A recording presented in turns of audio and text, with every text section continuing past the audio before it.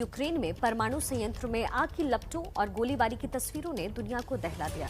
इससे रेडिएशन फैलने का खतरा भी मंडराने लगा। हालांकि जानकारों के मुताबिक अभी तक परमाणु प्लांट से रेडिएशन नहीं फैला है। इसके बावजूद रूस और यूक्रेन जंग ने दुनिया की परमाणु चिंता और बढ़ा दी है। ये तस्वीरें यूरोप के सबसे बड़े परमाणु संयंत्र ज़ैपोरिज़िया न्यूक्लियर प्लांट की हैं, जो यूक्रेन के एनहोदार शहर में है। जंग के 9वें दिन इस न्यूक्लियर प्लांट पर रूसी सेनाओं ने धावा बोला। तस्वीरों में न्यूक्लियर प्लांट पर हुए हमले को भी देखा जा सकता है। इस हमले के बाद प्लांट के एक हिस्से में आग लग गई, जिससे पूरी दुनिया कई घंटों तक परमाणु खतरे के साए में आ गई। यह खतरा इतना बड़ा था कि यूक्रेन के राष्ट्रपति को खुद अलार्म बजाना पड़ा। यूरोप को अब जागना होगा। यूरोप का सबसे बड़ा परमाणु ऊर्जा संयंत्र इस समय जल रहा है। इस वक्त रूसी टैंक परमाणु ब्लॉक पर गोलीबारी कर रहे हैं, जहां थर्मल कैमरों से लैस टैंक है। इसका मतलब रूस जानता है कि वो किस चीज पर गोली चला रहे हैं। उन्होंने इसकी तैयारी की है।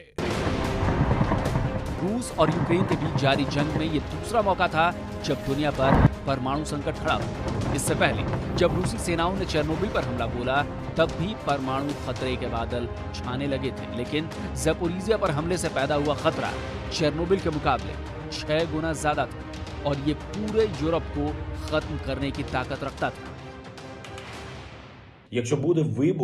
अगर कोई विस्फोट होता है तो ये सभी के लिए अंत है, यूरोप के लिए अंत है। केवल यूरोप की तत्काल कार्रवाई से ही रूसी सेना को रोका जा सकता है। परमाणु ऊर्जा स्टेशन पर तबाही के जरिए यूरोप की मौत की अनुमति न दे। रूस के हमले में यूक्रेन के ज़ैपोरिज़िया न्यूक्लियर पावर प्लांट के जिस हिस्से में आग लगी, वो ट्रेनिंग वाला इलाका था। आग पर जल्दी ही काबू पा लिया गया, लेकिन इस घटना से जो दहशत फैली, उससे लगभग पूरी दुनिया अलर्ट के मोड में आ गई। फौरन रेडिएशन के स्तर की जांच की गई और साथ ही अंतर्राष्ट्रीय परमाणु ऊर्जा एजेंसी को बयान जारी कर इस मामले पर स्थिति स्पष्ट करनी पड़ी।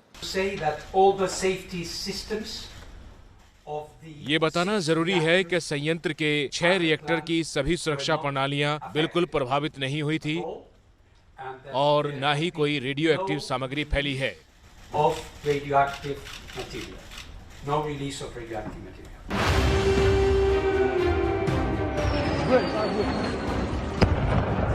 रूस और यूक्रेन की जंग शुरू होते ही दुनिया परमाणु खतरे के साए में आ गई, क्योंकि पहले तो रूस के राष्ट्रपति ने अपने परमाणु कमांड को एक्टिव होने का ऑर्डर दिया और फिर रूस के विदेश मंत्री ने परमाणु धमकी देने में देर नहीं की।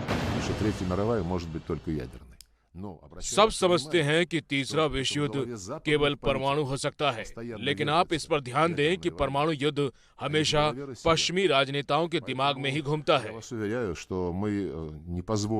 यूक्रेन में खाली और बंद पड़े परमाणु संयंत्र युद्ध के कारण बहुत बड़ा खतरा बन चुके हैं, क्योंकि युद्ध के दौरान हो रही बमबारी या मिसाइल ने अगर किसी परमाणु संयंत्र में धमाका कर दिया तो इसकी कीमत पूरी दुनिया को चुकानी पड़ेगी। लेकिन खतरे का सबब सिर्फ ये परमाणु संयंत्र ही नहीं है, बल्कि खुद परमाणु शक्ति संपन्न देश रूस भी है, जो लगातार परमाणु युद्ध की धमकी दे रहा है। मैं रक्षा मंत्री और जनरल स्टाफ के प्रमुख को रूसी सेना के निवारक बलों को लड़ाकू स्टैंड बाई ड्यूटी के हाई अलर्ट मोड पर स्विच करने का आदेश दे रहा हूं। हालांकि आज के दौर में किसी देश का परमाणु बम से हमला करना लगभग नामुमकिन है, लेकिन पुतिन बार बार परमाणु हमले की धमकी दे रहे हैं। हालांकि एक्सपर्ट्स का मानना है कि इसके पीछे उनकी कूटनीतिक चाल छुपी हुई है। पुतिन पश्चिमी देशों को डराकर अपनी बात मनवाना चाहते हैं और वो E2D डॉक्ट्राइन पर काम कर रहे हैं। E2D का मतलब है एस्केलेट टू डी-एस्केलेट, यानी दुश्मन को समझौते पर मजबूर करना। इसके साथ ही वो परमाणु धमकियों से यूक्रेन पर हथियार डालने का दबाव भी डालने की कोशिश कर रहे हैं। साथ ही ये नेटो और अमेरिका को दबाव में रखने की भी रणनीति है। पुतिन साफ तौर पे जानता है कि किसी भी हालत में वो परमाणु बम को इस्तेमाल नहीं कर सकता, क्योंकि अगर वो बम इस्तेमाल करता है तो जहाँ तक यूक्रेन का ताल्लुक है या यूरोप का ताल्लुक है, वो कम्प्लीटली तबाह हो जाएगा, पूरी दुनिया के ऊपर होगा और इवन रशिया के ऊपर। ऐसे में ये धमकी का केवल और केवल मतलब यही है, प्रेशर बनाने के लिए।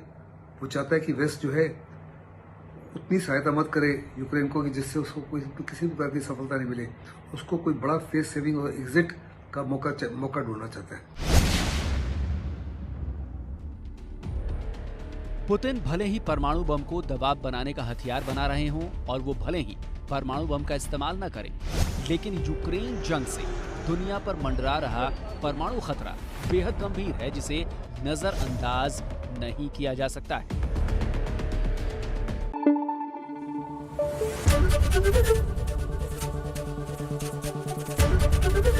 एबीपी न्यूज आपको रखे आगे।